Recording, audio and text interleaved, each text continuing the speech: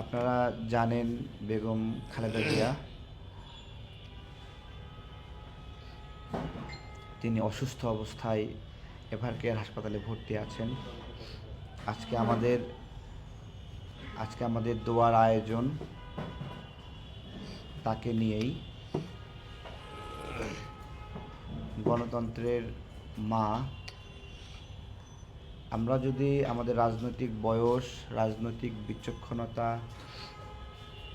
অথবা আমাদের ত্যাগ, তিতিক্ষা এই সব কিছু বিবেচনা করি, তাহলে রাজনৈতিক অঙ্গনে আমাদের এবং তার তুলনা মা এবং সন্তানের মতো এভাবে ব্যাখ্যা করতে হবে। কেন এভাবে ব্যাখ্যা করতে হবে? আমাদের রাজনৈতিক অঙ্গনে যখনই কোনো বিপদ আসে, রাজনৈতিকভাবে যারাই একটু গুরুত্বপূর্ণ তারাই একটা সটকে পড়ার চেষ্টা করেন, নিরাপদে থাকার চেষ্টা করেন। তো এই জায়গা থেকে বেগম খালেদা জিয়া রাজনীতির মাঠ থেকে তার সন্তানদেরকে, তার সহযোদ্ধাদেরকে ফেলে রেখে কখনো চলে যাননি। আমরা এটা দেখিনি কখনো। এই যে থেকে যাওয়ার একটা প্রবণতা, বিপদে অন্যদেরকে বিপদে ফেলে নিজে নিরাপদ থাকার প্রবণতা, এইটা ওনার মাঝে আমরা কখনো দেখিনি। আমরা তাকে স্মরণ করব কোন জায়গা থেকে, তার আলোচনা কোথা থেকে শুরু হবে, সেটা হলো 1971 সাল থেকে শুরু করতে হবে। তার আগের জীবন নিশ্চয় এই সময়টা থেকে গুরুত্বপূর্ণ। আমাদের যে সকল গুণীজনরা বেঁচে আছেন, আমরা খুব বেশি গুণীজনকে একত্রিত করতে পারবো না। বিশেষত 90-এর আন্দোলনের সময় যারা একসঙ্গে বেগম খালেদা জিয়ার সঙ্গে আন্দোলন সংগ্রাম করেছিলেন, তাদের অনেকেই বেঁচেও নেই এখনও। তো সে জায়গা থেকে আমাদের দেখা সেই এরশাদের সময়ের কথা একটু স্মরণ করি। এরশাদের সময়ে শেখ হাসিনা ঘোষণা করলেন, যারা এরশাদের সঙ্গে নির্বাচনে যাবে তারা হবে জাতীয় বেঈমান। এবং সেই সময় জামাতে ইসলামেরও কমিটমেন্ট ছিল নির্বাচনে যাবে না। তো তখন কিন্তু বেগম জিয়া তার অবস্থান ধরে রেখেছিলেন, তিনি নির্বাচনে যাননি। এবং সেই নির্বাচনে কে কে গেলেন এটা আমরা জানি। জামাতে ইসলাম তার কমিটমেন্ট রাখলো না, আওয়ামী লীগ নিজেই বলল জাতীয় বেঈমান হবে, নিজেই নির্বাচনে অংশ নিল। সেই সময়টাতে দেখেন সকল মহল একত্রিত হয়ে যাওয়া আর বেগম জিয়া এবং তার জাতীয়তাবাদের শক্তি একটা আলাদা পক্ষ নেওয়া কতটা কঠিন ছিল। তো এইটাই একটা অবস্থান যে দৃঢ় থাকা। কিন্তু উনি আবার রাজনৈতিক সিদ্ধান্তে দৃঢ় হলেও আন্দোলন সংগ্রাম বা জনগণের দাবির ক্ষেত্রে কট্টর বা দৃঢ় আচরণ করেননি। যেমন 1996 সালে যে আন্দোলন হলো তত্ত্বাবধায়ক সরকারের জন্য, সেখানে কিন্তু বিএনপি, জাতীয়তাবাদী দল, বেগম জিয়ার দল, তারা কিন্তু সরকার গঠন করেছিলেন, ফুল পার্লামেন্ট, তাই না, গঠন করেছিলেন। সেই গঠন করা সরকার সেটা তো কন্টিনিউ রাখতে পারতো, তাই না? এইটা যদি এরশাদ সাহেব গঠন করতেন তাহলে কন্টিনিউ করতেন।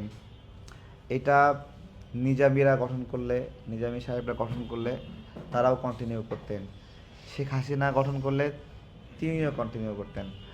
কিন্তু বেগম জিয়া সেটা করেননি। ফুল একটা সরকার গঠন হয়ে যাওয়ার পরে সেটা ভেঙে দেওয়া, একটা আইন পাশ করে, হ্যাঁ, এটা তো আমরা 2014 সালেও ভেবেছিলাম যে ঠিক 6 মাসের মাথায় আবার নির্বাচন দেবে, তাই না? এরকম আমরা ভাবছি না? কিন্তু দিয়েছিল? দেয়নি। তো এইটা হলো একদিকে যেরকম আপোষহীনতা রয়েছে, তেমনি জনগণের দাবির কাছে আপোষ করা, হ্যাঁ, এইটাও তার মধ্যে রয়েছে। আমরা সবসময় যেটা দেখি যে কোনো একটা ব্যবস্থার মধ্য দিয়ে কোনো একটা সুবিধা গ্রহণ করে যখনই কেউ ক্ষমতা যাচ্ছে তখন সেই সুবিধাটা সে ধ্বংস করে দিচ্ছে। যেমন তত্ত্বাবধায়ক সরকার ব্যবস্থাপনা আমাদের মধ্যে ছিল, সে যে ছিল এটাকে ব্যবহার, এটা একটা যদি সিঁড়ি বলি, এটা যদি একটা পথ বলি, এই পথটা ব্যবহার করে 2008 সালে আওয়ামী লীগ ক্ষমতায় আসছে। এটা যদি একটা পথ হয়, তাহলে এসে কি করলেন, যেই পথ দিয়ে বা যেই ব্রিজ ব্যবহার করে ক্ষমতায় আসলেন, আসার পরে সেই ব্রিজটা উচ্ছেদ করলেন। ঠিক আছে, যে এই ব্রিজের আর প্রয়োজন নাই। হ্যাঁ, অর্থাৎ যখন যেই দল যেভাবে প্রয়োজন হচ্ছে গণতন্ত্রকে সেভাবে ব্যাখ্যা করছে, তাই না? এইটা একটা গুরুত্বপূর্ণ মানদণ্ড ছিল, বক্তব্য, যে কেউই আসলে নিরপেক্ষ না, যেটা বেগম জিয়া বলেছিলেন। এটা একটা চিরন্তন সত্য বিষয়, কেউই নিরপেক্ষ না। এবং সেইটা দিয়ে দৃঢ়তা প্রকাশ করেছিলেন যে তত্ত্বাবধায়ক সরকার আসলেও সে কোনো না কোনো একটা পক্ষের। কিন্তু এই দৃঢ়তার পরেও আবার মেনে নিলেন তত্ত্বাবধায়ক সরকার। আমরা ঐতিহাসিকভাবে বাংলাদেশে যা কিছু হয়েছে সেগুলোতে অনেকগুলো ছন্দ পাবেন তার আচরণে, কথাবার্তায়। এবং দেখেন 14 সালে অনেকেরই মানে আকাঙ্ক্ষা ছিল এরকম যে হয়তোবা শেখ হাসিনার পতন হয়ে যাবে, তার রিজিম শেষ হচ্ছে, এরকম একটা আকাঙ্ক্ষা ছিল না। ওই সময় বিএনপি যদি আরও বেশি দৃঢ়তা দেখাতো, আরও বেশি ভায়োলেন্স করতো, তাহলে, বা ওই সময়ের জোট যদি অনেক কট্টরভাবে ধরে থাকতো, তাহলে কিন্তু তারা একটা বিজয় পেয়ে যেত। কিন্তু মানুষের জীবন, মানুষের অস্তিত্ব এবং সমাজের শৃঙ্খলা বিবেচনায় তারা তখনও নমনীয় হয়ে ছেড়ে দিলেন। ঠিক আছে, আসলে যে ক্ষমতা ধরেই রাখতে হবে এই জায়গাটাতে ওনার প্রবণতা মানে খুবই নগণ্য বা কম অন্যান্য নেতৃবৃন্দের তুলনায়। ঠিক আছে, তো এইটা হলো একটা বিষয়। আমরা এই সমস্ত বিষয় বিবেচনা করে আমরা যদি 25 সালের প্রেক্ষাপট আমরা দেখি, 2024 সালের যে গণ অভ্যুত্থান হলো, এর পরবর্তী থেকে 25 সাল পর্যন্ত সময় আওয়ামী লীগের একটা প্রেডিকশন ছিল 5 লক্ষ মানুষ মারা যাবে তাদের সরকারের পতন হলে। তাদের একটা আতঙ্কের জায়গা। এই আতঙ্কটা আসলে কই থেকে থাকে? ধরে নেন তাদের 5 লক্ষ মানুষ, সকল মানুষ না, আওয়ামী লীগের ধরেন 1 কোটি নেতাকর্মী আছে, এর মধ্যে 5 লক্ষ মানুষের উপর যদি নিপীড়ন করে, তাহলে সেই 5 লক্ষ মানুষের উপরে প্রতিশোধ আসবে, খুব স্বাভাবিক। সেই বিবেচনা থেকে তারা বলতে পারে যে 5 লক্ষ মানুষ হলো মারা যাবে, তাই না? কিন্তু এই গণ অভ্যুত্থানের পরে 5 লক্ষ মানুষ কি মারা গেছে? না না, মারা গেছে অনেকে, অনেক জুলুমও হয়েছে এরপরে, কিন্তু তাদের যে প্রেডিকশন ছিল যে ম্যাসিভ হত্যাকাণ্ড হবে, সেটা কিন্তু হয়নি। এটা হলো না কেন? 5 আগস্টের পরে বেগম জিয়ার একটা বক্তব্য আপনারা স্মরণ করবেন। তিনি অসুস্থ অবস্থাতেই ঘোষণা দিচ্ছেন যে শান্ত থাকার, প্রতিশোধ না নেওয়ার, হিংস্র না হওয়ার একটা করছেন। তো এই যে একটা বিষয়, অর্থাৎ তিনি তার পুরা কমিউনিটিকে গাইডলাইন দিলেন যে আমরা ওই প্রতিশোধটা নেব না। আমিও ব্যক্তিগতভাবে জেলে যখন ছিলাম খুব কষ্ট হতো, সেখানে অনেক বাজে অবস্থা, ব্যবস্থাপনা। ওখানে ভাবতাম যে আমরা যদি কখনো এখান থেকে মুক্তি পাই আর বিজয় অর্জিত হয়, আমরা বিপরীত পক্ষকে কখনো এইভাবে কষ্ট দেব না। খুব করে চিন্তা করতাম এটা, হ্যাঁ, এবং আল্লাহ করতাম যে আমাদের যেন মুক্তি হয়। তো আমরা ঠিকই মুক্তি পেলাম, কিন্তু আমাদের পক্ষ থেকেই আবার হাজার হাজার মামলা হয়ে গেল, তাই না? সেই মামলায় আওয়ামী লীগের অসংখ্য নেতাকর্মীকে মিথ্যা মামলা দেওয়া হলো। যে কিন্তু খুনি, সে তার অপরাধ বিষয়ে অবগত, সে কিন্তু ভারতে চলে গেছে।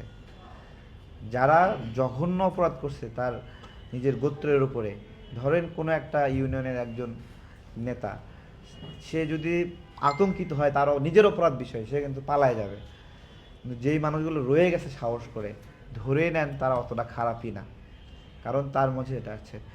এই জায়গা থেকে বেগম জিয়ার যে আহ্বান ছিল প্রতিশোধ না নেওয়া, হিংস্রতা না নেওয়া হওয়া, এগুলো আমাদের এই সমাজের এবং সামনের যে সময়টা আসতেছে এই সময়েও রাজনৈতিকভাবে বড় একটা ধাক্কা আসবে আমাদের উপরে।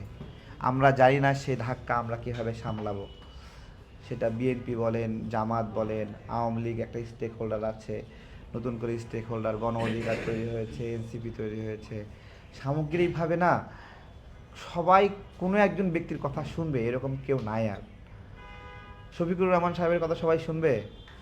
গোলাম পরোয়ারের কথা সে কেউ শুনবে? শুনবে না। হ্যাঁ, তো এইরকমভাবে অভিভাবকের জায়গায় কেবলমাত্র বেগম জিয়াই আছেন, যিনি অনেকগুলো স্টেক হোল্ডারের সাথে বিভিন্ন সময় কাজ করেছেন এবং ভালো কিছু মুহূর্ত আছে। তো আমরা আজকে এখানে বসেছি। আমি ধন্যবাদ জানাবো, মাহবুব স্যার আসছেন। মাহবুব স্যার অনেক সিনিয়র সিটিজেন, তিনি 90-এর আন্দোলন সংগ্রাম দেখেছেন। আমি স্যারকে সামনে আসতে বলবো। এবং আমাদের বড় আপু সাধনা আপু আসছেন। স্যার একটু যদি কিছু বলতেন অল্প অল্প করে, একটু সামনে আসবেন। আপনারা অনেক জানেন, আমরা জানি না সেগুলো। একটু স্যার আসেন।